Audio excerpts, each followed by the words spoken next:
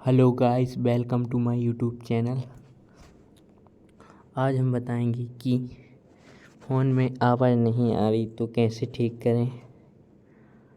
तो आप हमारे चैनल पर नए हो तो सब्सक्राइब करें एंड बेल आइकन प्रेस करें, जिससे नए वीडियो आप तक पहुंच सके।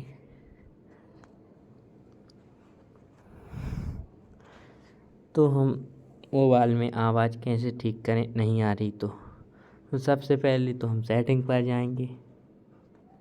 आप देख सकते हो यहाँ पर सेटिंग लिखा है, तो इस पर क्लिक करेंगे।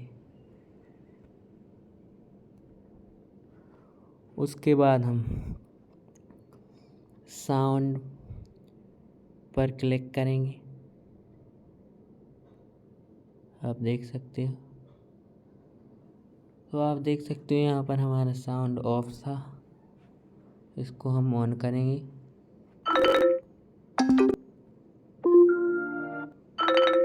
इस पे का आप कर सकते हो।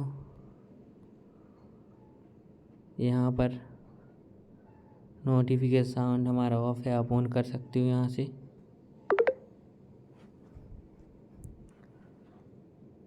तो आई होप आपको वीडियो अच्छा लगा तो लाइक और सब्सक्राइब करें एंड बेल आइकन प्रेस करें।